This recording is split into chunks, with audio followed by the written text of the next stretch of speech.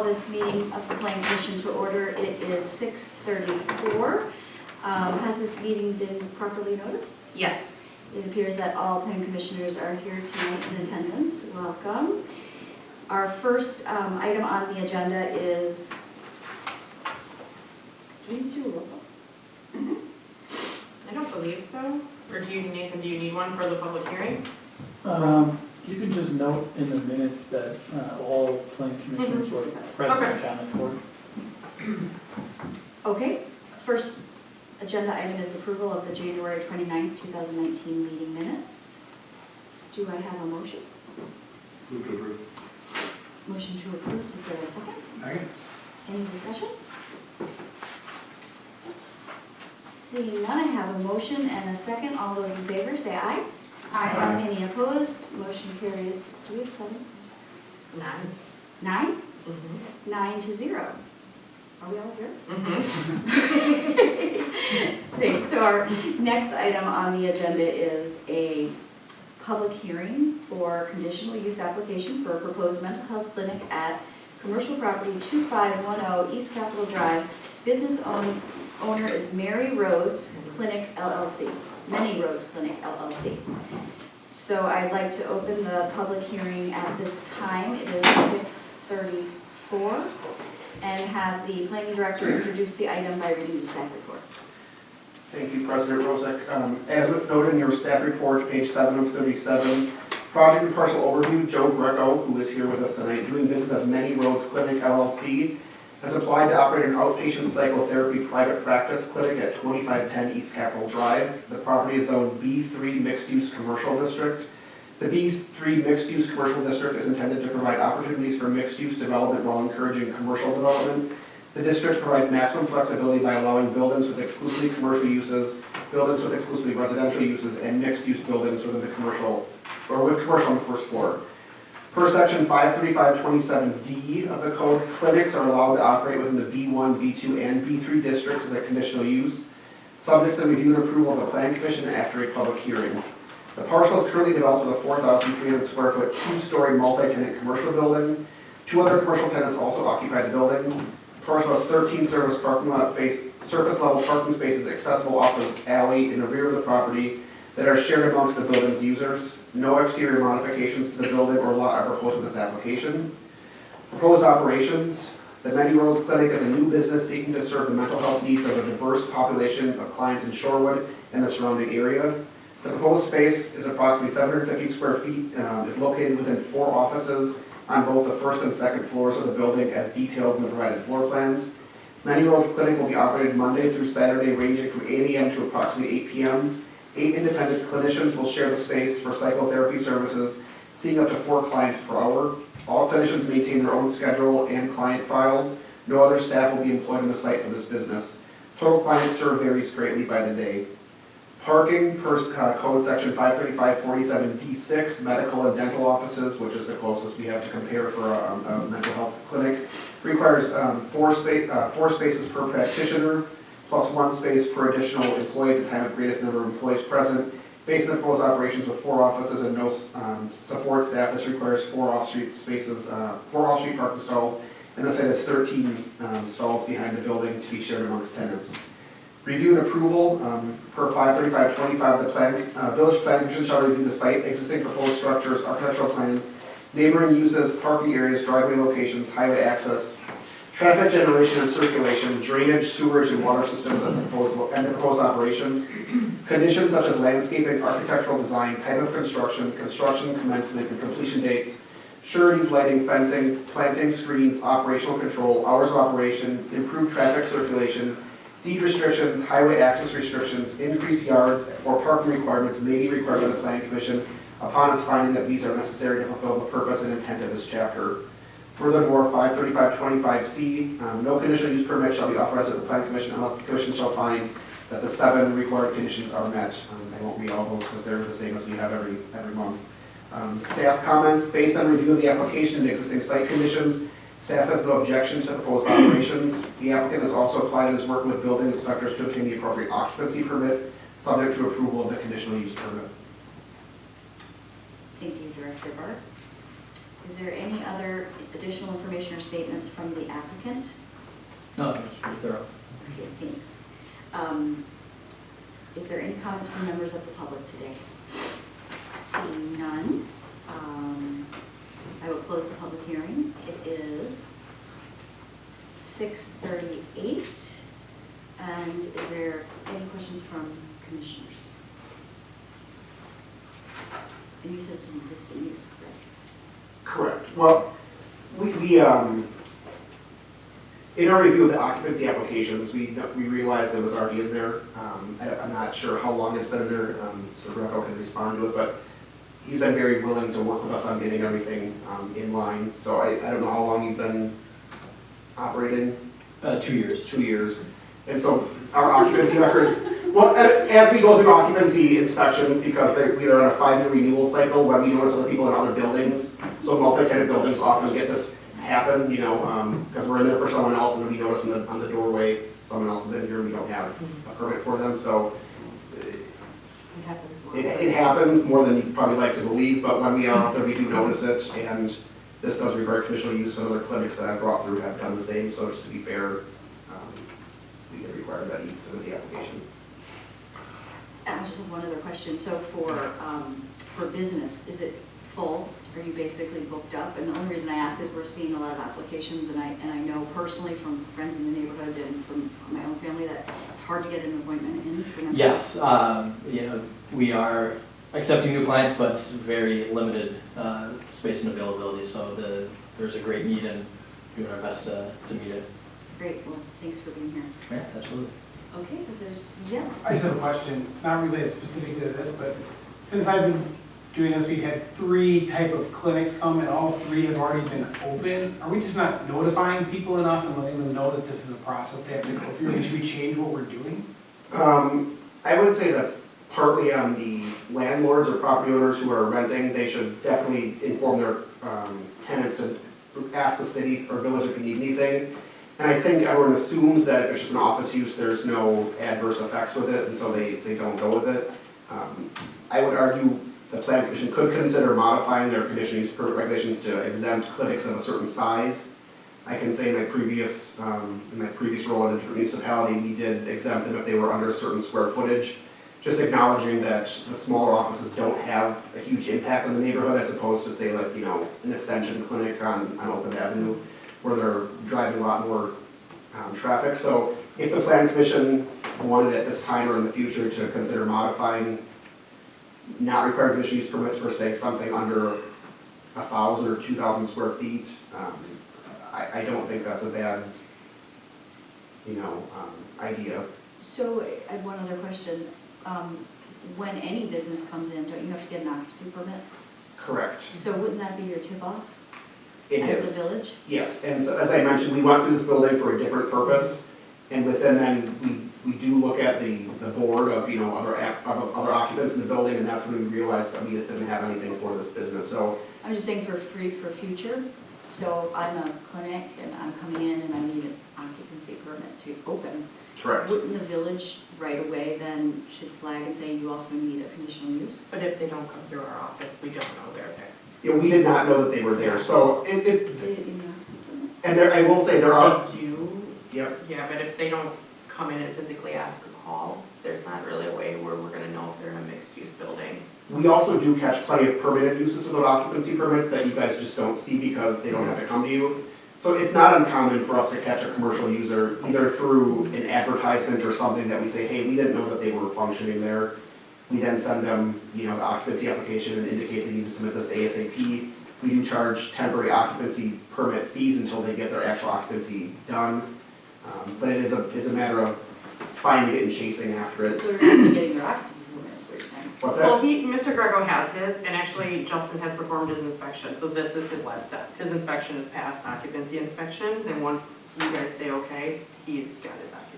Yeah, we simultaneously did the review, so his occupancy will be ready to issue subject to your approval. If you don't get it, then the occupancy will not be issued, but So just to clarify, in the future, you're saying that some places don't even come in for their occupancy permit?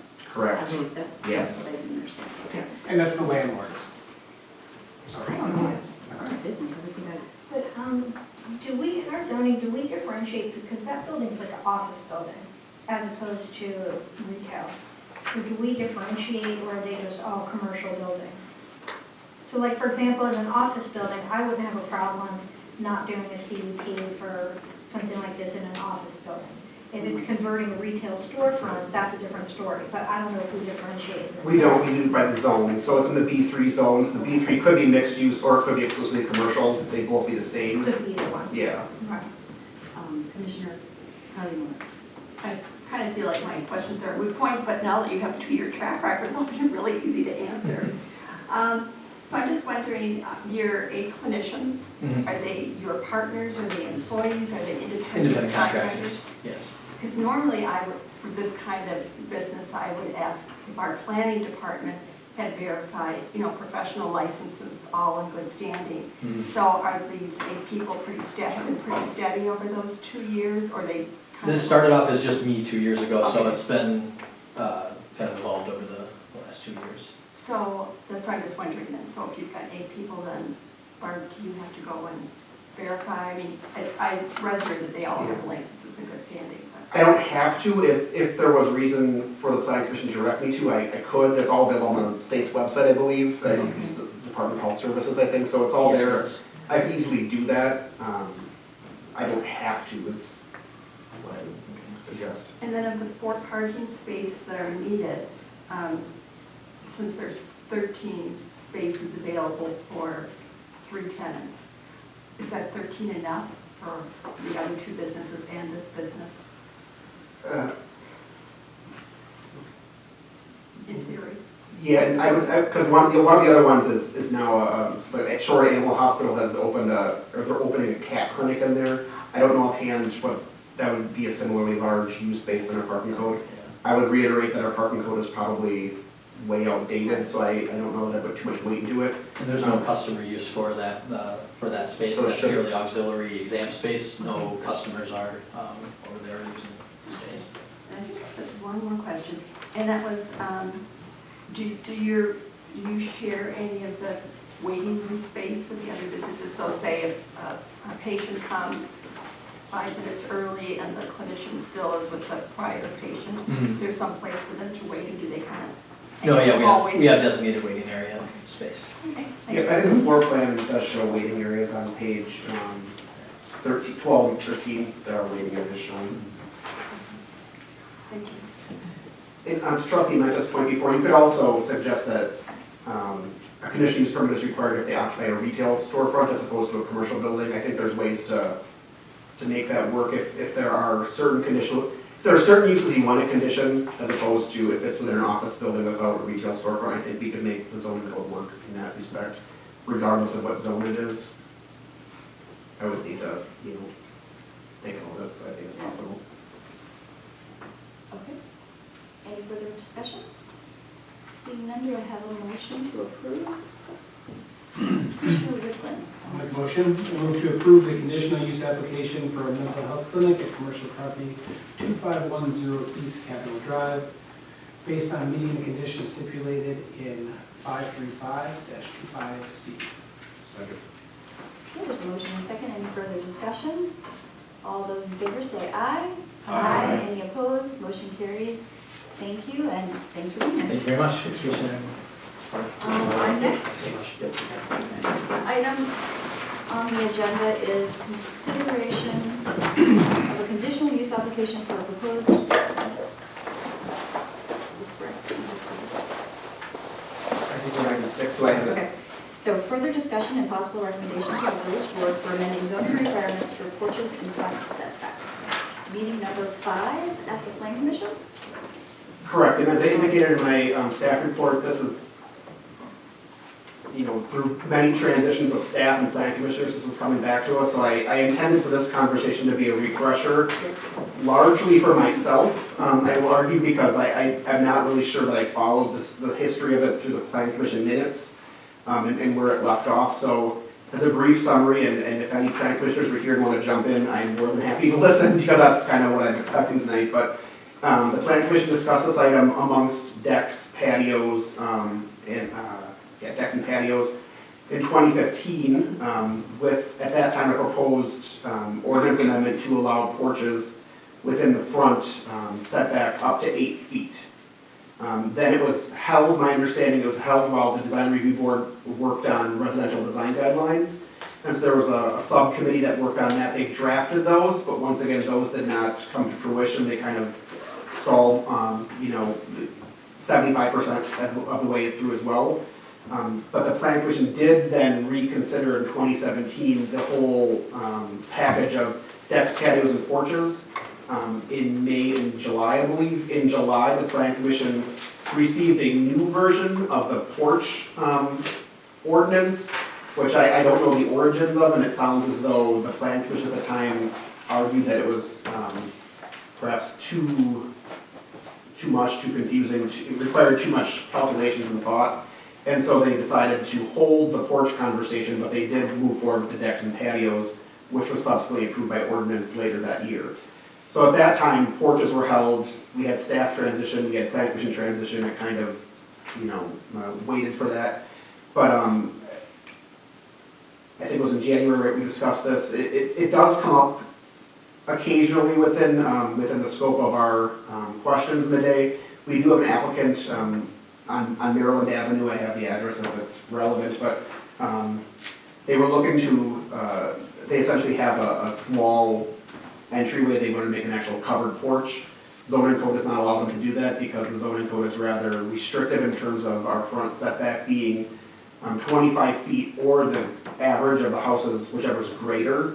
And so it's very difficult to ever bump beyond that because we're typically all in line.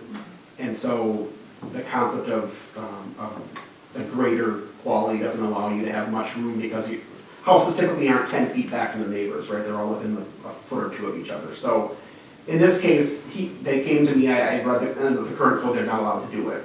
I did say that there was a discussion in 2017 about changing it, and he said I'd be happy if they changed it, please let me know what I can do. And at that point in January, I just mentioned that I'd be happy to bring it back, at least for the conversation, to identify whether or not this Plan Commission wants to pursue the changes, and if I can better understand where the conversation left off. What were the drawbacks, I think, are the, pretty well done, keep going. Oh, sorry. no, it's fine. Like I said, I'm here to have a conversation because I probably know the least amongst, of the people that were here. They know the ins and outs of this. I just have the meeting minutes to go by, and I think I lost some context into where some of these changes may have happened. I will say the first version, so I shared both versions that were previously discussed within the staff report. The first version appears on page 35. I would argue, in my opinion, that was much more comprehensible and easy to administer. It simply said that porches may project up to 8 feet into the required front yard setback, but they may be no closer than 10 feet. Then there was a clause that said the zoning administrator would be able to weigh in on that. I don't know that I agree that I shouldn't have any wiggle room on that. So I would argue there's things that could be changed in this version, but it sounds as though the Plan Commission ultimately did not like it and moved that to option B. And that's the part that I don't have a history on. The part in option B, I believe, is based off of some language in Milwaukee's code that allows a 20% deviation from the setback. But it was discussed that maybe 10% deviation would work better in Shorewood. I don't know if that was just a thought. My issue with that is because the setback is pretty standard, and say if it's 25 feet and you're allowed to do a 10-foot deviation or 10% deviation from that, you're looking at 2.5 feet. That's not a porch. Even at 20%, you're looking at 5 feet. That's not a porch. A porch is 6 to 8 feet. So I question if this 10% is actually going to help anyone. I understand that it provides more context and proportion to things, but to me, if the village is looking to promote or allow porches, I like the first version where it said you could have an 8-foot porch, because that's what people are going to want to do. But it changed somewhere, and that's kind of where I hesitate in understanding where it changed. Before I go to questions or explanations, I think what I'm missing is just, and maybe Commissioner Kylie Miller, you can fill in for me, but what was the draw? You regulate things so closely if you have a problem, if there's a fear why you need a regulation. So can anyone state what that was? Or what was the drawback of a porch that we needed to regulate it so closely? I'm not sure why the zoning code is the way it is, but just like Bart has had inquiries, I think Eric Lane, our previous plan director, you know, would periodically get inquiries. One of the things about that 10% that may be addressing is my block was used as one of the examples on here in our packet, the 4,000 block of North Downer. Well, all the houses are pretty much lined up, their front facades, and then there's a house, 2 houses south of us that's set on the rear lot line. So that kind of threw the whole average up. So then the average becomes setback, it goes through everybody's living room. So I think either that 10% was to try and get around that, you know, or in B5 where it talks about excluding any building with a setback that exceeds the average setback of the other buildings by more than 25%. So that you have like one on, you know, maybe like the oldest house on the block that was built without any codes that throws everything off. I mean, there were so So many you wouldn't want a illustrations. porch on that house? Right, it's like you don't want to have, like we have a triplex to the south of us, and it has a porch on the top, on the first and second floor. That extends further out than our house and the other houses on the street. So let's say the neighbors on the other side also put a porch on. And I think the key phrases for me were that this code was in place to regulate light, air, and privacy for better home environment, reducing fire hazards and so on. So that's probably why the code is the way it is. So I can see that if you're surrounded by houses that extend beyond yours, you know, that may not be a look as well, look good, or you may feel very needing space. I don't really know. But we had so many discussions about it, I can't remember all the Thank you. drawbacks. Commissioner Wickland? Yeah, I Trying to think, pronounce it. I think it was just about uniformity, like you start having, again, kind of like that, they have one porch that's sticking out, you know, someone puts it out 8 feet, for instance, then the neighbor can no longer see down the block when they look out their door, it's just about being neighborly. I think the 10% thing was because it's not, so you can add 2.5 feet of porch, it's if you're set back a little and you have enough room to add, you know, you have some wiggle room on how far out you can go.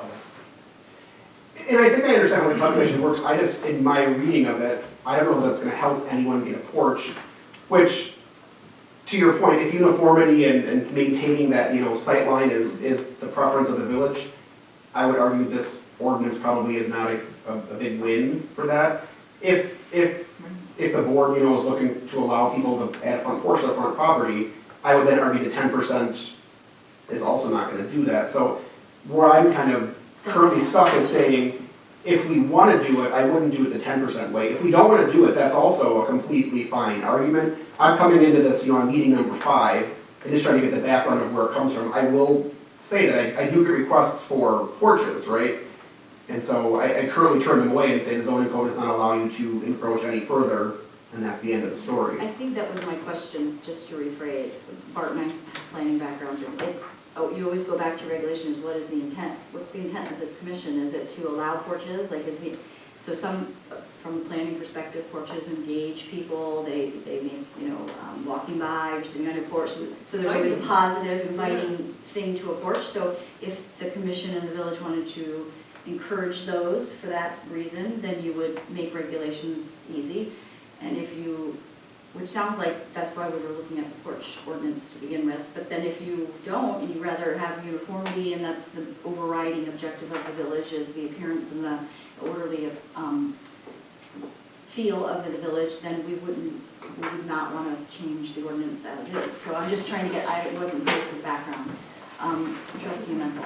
I mean, I think porch, like a house with no porch, that just has a flat front, I think adding a porch can have an architectural interest and add value to the house.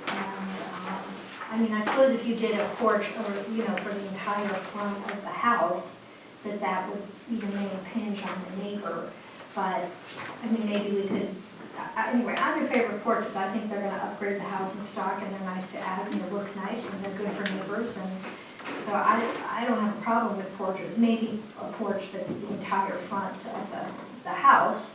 But other than that, I mean, we can talk about that, but other than that, I'm in favor of letting people have porches. It upgrades and adds value, so. Commissioner Patterson. On that, on page 36, that, I guess, more recent proposed amendment, that B1 and 2, saying, okay, this house is here and the neighboring house is there, I read that over several times and it still confused me. I wasn't sure what it was trying to allow or say you could do or couldn't do. So I don't know if this is disagree. zoning lingo, but I just want to know what the intent is, and then Bart can I correct mean, it. if you gave me 5 minutes to reread it and share it again, I could tell you what it says again, but that's not a good code. Because if it takes me that much time every time to interpret it, it's gonna take the average resident double that time. And that's what I was thinking. I think the minutes reflected last time that there was consensus that this version was too complex. Where I'm coming from is I didn't understand where we shifted from the first version to this version. Because if it were the direction of the plan commission for me to go back and do it, I would probably revert back to the first version. But I don't want to waste my time to do that if there was a reason why that first version wasn't meeting everyone's expectations. Well, I think that Erica was waiting for feedback from the Residential Design Guidelines Committee, and it looks like some language from them or specifications were inserted. So maybe after we met the last time, then she got feedback from them, and that got put in there. It is possible. I just don't know where all this 10% and other confusion came in. So Yeah, I think part of the history too was, there was a version that was drafted, we discussed it, and then we were like, well, what are other communities doing? And so it was then going to Milwaukee, going to Whitefish Bay, going to the other ones, and just comparing what we were looking at with what others had in place already. And I don't know if we really ever discussed after that point. No. Because we were again waiting for some of the other language, and there was another committee. Sure. Because I will say, like, as I was drafting this earlier in the month, I was, bouncing ideas back off of Crystal because she was here at the time too, and she had fond memories of the conversation. But I was saying, if it were up to me, I would have drafted it back at the, a house is allowed to have an 8-foot porch, but in no instance shall that porch encroach, within 10 feet of the front lot line. That would still preserve at least, a minimum of 10 foot of a front yard, or maybe that's 15 feet, maybe that's 12, I don't know what the magic number is. But to me, that's just a lot easier to communicate to people, it's a lot easier to understand. It does allow you to have a porch, which typically is around 8 feet. It's not, 6.3, and it's not 5.4, so. is this both covered and uncovered? Covered. But enclosed and unenclosed, or is this just covered open porches? Open porches. Yeah, there was a 30%, yep. requirement. And Yeah, and so a lot of those things translated into both, and that's easy for me to, re-summarize and put into a new version. The larger question that I had was that, 8-foot 10%, and I did have other questions if you're available for. Well, while you're looking, I can just state that I'm 100% in favor of porches and encouraging them. Everything that I was ever taught is that if you want an inviting community with, a safe and environment community, you want people on the streets and people with eyes on the streets, they call it. And one way to accomplish that is always to have porches. And so anything we can do to lessen regulations on porches, I'm in favor of. And I would add that I would imagine, to one of the questions earlier, I imagine that this is probably just an oversight of a code that was copied from someone else, 40 years ago.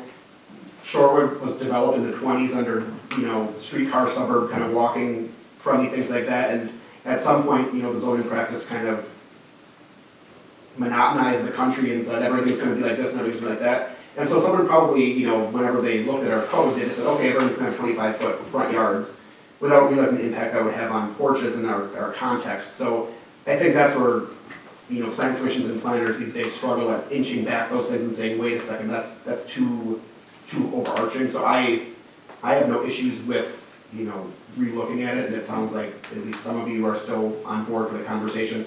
I just wanted to be clear which version that I could come back to you with, because I didn't want to draft something and then be told like, oh, the 10% was some magic number that we all liked, so.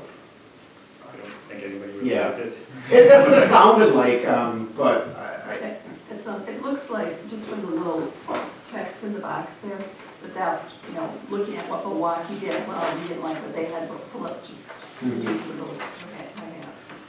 And I think too, when you talk about can't do 10 feet from the front lot line, well, is that 4-foot public right of way, you're not supposed to plant any shrubs in, or put a fence in, it's like, where exactly does that 10 feet start? I would argue it should be the lot line. Where the And then- sidewalk is, Well, the lot line's often a foot or two back from the sidewalk, so it's confusing. a lot of these things do require surveys to be submitted, because looking at it, you don't know those things, but a survey tells you exactly where it is. GIS. Right, and so, that's another question I have, and if, depending on what version we go for, but like, averaging the entire block, that's not as scientific as we'd like to believe it is, because we don't have surveys for all those properties. And our GIS is not necessarily accurate within, inches, so for me to assume that I can measure all those things and do that, and if we're talking about percentages here, I don't know that I would feel comfortable with it being that exact. And so the science of that average is not as easy or clear as it could be. That's why, once again, I would suggest that you go with a version that, speaks to that particular lot, require them to submit a survey so we know exactly what those dimensions are going to be, and not have to worry about averaging the entire street, because that adds a level of confusion as well. I agree. Our GIS, I think the more surveys that we get, the better our GIS systems going to become. We do have a lot of surveys, we just don't have a whole box. Right. And then another thing, design review board would review these portraits, so if there's concern, and about the look of them, I would think or hope that we would have trust the design review board would, maintain the aesthetic value of the community. They did draft the design guidelines, I do have a copy of what they were looking at, it all seems relatively straightforward. But it's not as though someone tomorrow is going to be able to put up as this version says, like, a 4x4 green treated porch without review on it, so the aesthetic value, I think, still is protected on that front by the design review board. Commissioner Patel.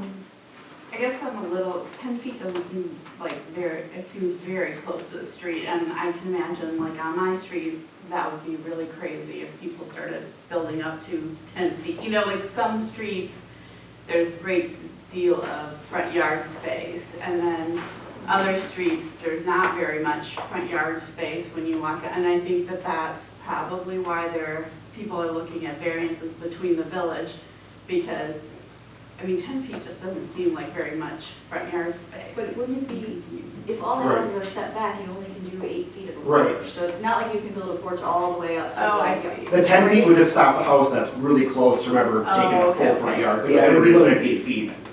Yeah, Okay. so I think that would at least solve that Okay, concern that's what I perhaps. was confused by. Yeah, I get that. Is there, Commissioner Klein? Is there a limitation to how big a porch can be? How does that? Yeah, currently in either of these drafts, there's not, so as trustee Menta pointed out, we could do it based on the frontage of the house. You could, more than X% of the house. Depth is 8 feet. The depth is 8 feet, but the width is currently, So there is a limitation, you can only go 8 feet out. if we would go with that version, correct, I would suggest 8 feet would be the limit of what you'd be looking at. And whether or not you wanted to limit the width of it would be a conversation, but a lot of houses do have full front A lot of our porches. bungalows have Yeah. porches and they're Right. wonderful. And I think we also addressed corner houses also, like would a porch be able to wrap around, and what does that do to the frontage? And I think there was some language in one of the versions. Okay, I'll make sure that side porches are clear as well. On page 30, that top example, I think, is probably what most of us think about with porch, where you've got a covered entryway, and then the porch off to the side extending the rest of the width of the house. At least that's what I think about when it's a porch. There's other examples where it's really, like the one at the bottom of that page was know, what happened with the house. I was confused, maybe Commissioner Hanson can answer this, when they talk about the 30% of the floor.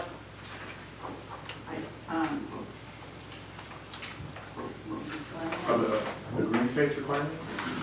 You're talking about the 3%? Yeah, porches may not be enclosed more than 30% Oh, of the porch floor area. Screen porches were allowed, so I wasn't quite sure what they meant by that. Yeah, I'm not quite sure if the screening is considered. Is this just a doorway basically? Yeah, I would think that it would relate to an entryway, and then the rest of it needs to be open. But once again, if there's confusion from anyone, that needs to be clarified, because if it's confusing to us who are, you know, in the weeds on these things, it's going to be confusing to someone else reading it, so I'll definitely look at that language. What would happen, because I know a lot of porches on older houses, people then sort of turn them into rooms, so, I mean, we'd have to make sure that it couldn't be hardened into, if we, or I don't know, I'm just throwing that out there, because I know a lot of three-season rooms end up being hardened.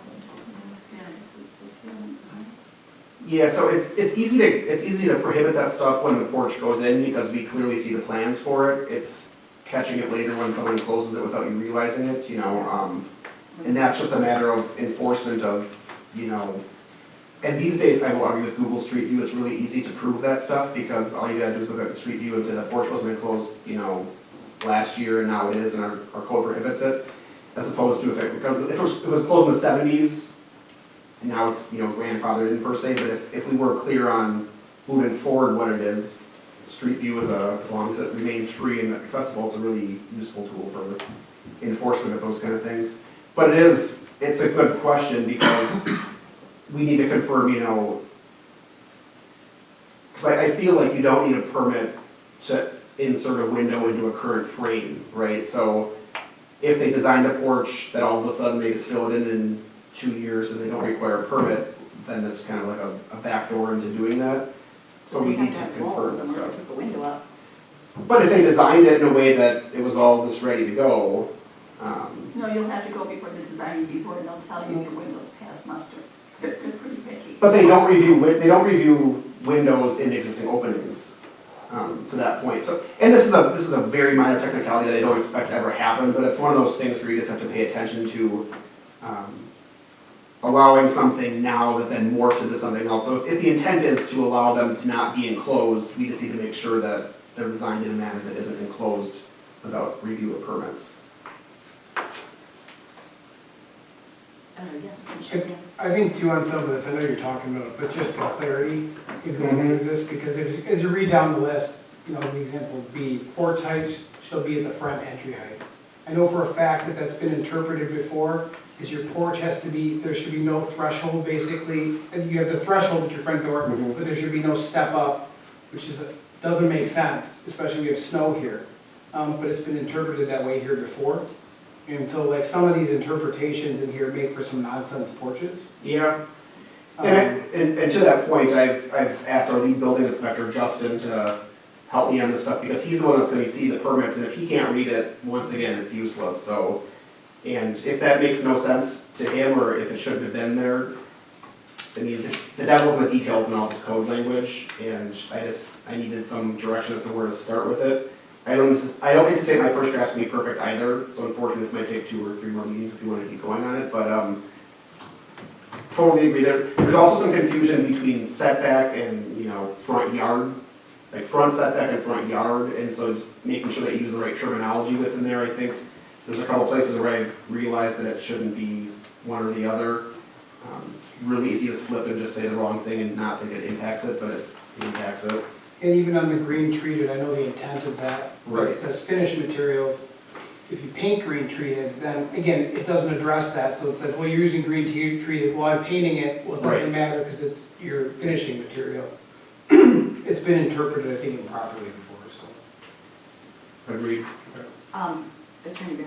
I just thought that, in preparation for the meeting, I just dug into my archive and I found a folder that was marked porch ordinance discussion. And it was, well, it had, I just thought this might be helpful, that's all, is the there was some notes in there about the genesis of where this first discussion kind of came from, and Erica had mentioned that, we'd get calls from people that would say, well, we have an existing stoop or an existing patio area right by that door, and all we want to do is essentially cover that area and enclose it to make a porch to enhance the building. And then the response to that was, well, that would be a structure that would intrude upon the setback, so you can't do that. And it was, well, wait a minute, I've already got, something there.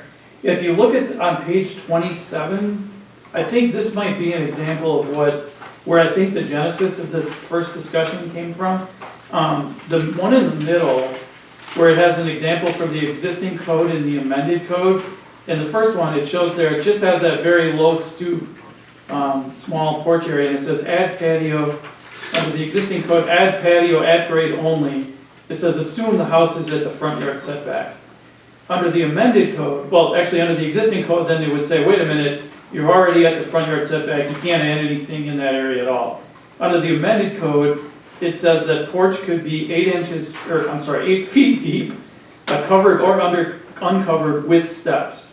Decking material is not allowed, but, so I think the question, one way to look at it is, if you look at a house like that, where the front of the house is already up to the setback street requirement, do you want to allow 8 feet from that, do you want to allow a porch on the front of a house like that? Might be one way to help you visualize as to what you're talking about. Let me guess. Sure. If it was the simple code that you were just saying, if you have 10 feet back from your lot line and 8 feet would go forward and you still have 10 feet, You'd have it's 12 okay. left, right? And if not, then it's not okay. I think, Bart, there'd be 12 feet left if you took, if this is at Yeah. 20. If it's at and then 20, you added have 12 8, feet. you'd still have 12 feet Right. left, right? So I yes. just thought Yes, at this point, I It would- would be allowed. I just thought that the middle picture on page 27 might be a nice visual to help sort of conceptualize what you'd be allowing. That's all. I have no comments on policy, I just thought that might help. Thank you. Commissioner Kudo. So, sort of as a counterpoint, right, looking at that same photo, if I was that neighbor and it looks like the front of my porch meets the front of that home, the adjacent home, if you add another 8 feet, and now I'm, 12 to 16 feet back from, from my front window to my neighbor's brand new porch, I wouldn't be too pleased with that. Well, that's also, that house is also on Delaware Avenue, it's across the street, kind of closer to. You know the neighbors, they'd be okay with it? No, I'm just saying, Kayaks, and so, there's a question there though, because what is your lot, so let me just rephrase it for a second, because it doesn't matter whose house it is. I was gonna say that that porch that's showing to the north of that house only got done a couple of years ago, and I just can't remember if they were replacing an existing porch. They did, that was the 3 up and But 3 they down. redid the whole thing. Yeah, just south of the So my question is though, I think it's the commission's, what you need to focus on is 10 feet of open space a consistent enough, since we're not negated community, not that I'm biased over here, but is that a consistent enough look of front yard to address the concern of not uniformity? So I think that's, and if it is, then it shouldn't, and you're on the side of wanting porches as encouraging porches for community reasons, then you wouldn't play that concern would be outweighed, which is neighbor to neighbor,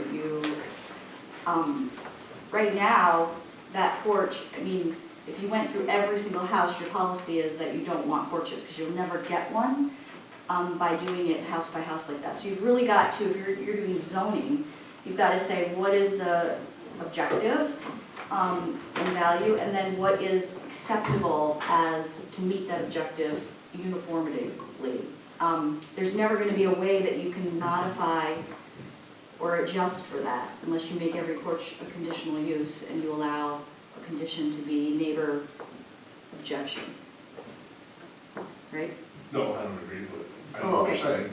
Yeah, no, I mean, I understand what you're saying, I just, when you're looking at the totality of the village, you're looking at zoning, what I don't want, what I would be fearful of, are homes that are set, like this home is, closer to the road, where they add another 8 feet, and then you have you know, now their neighbor is stuck way back from, Further than 10 feet. right, well, but their neighbor is now looking at the side of their porch or the side of their, whatever the addition they've made, so now you have, it's like this. How would you regulate that? That's all I'm saying is what, you I gotta mean, do the a regulation setback. would be, you can't go any further than, you know, however many feet from the main structure of the home next to it forward. I mean, I don't, I just don't, I don't think that's conformity that you can do in zoning, but maybe you can. Commissioner Patel and then Director Barr.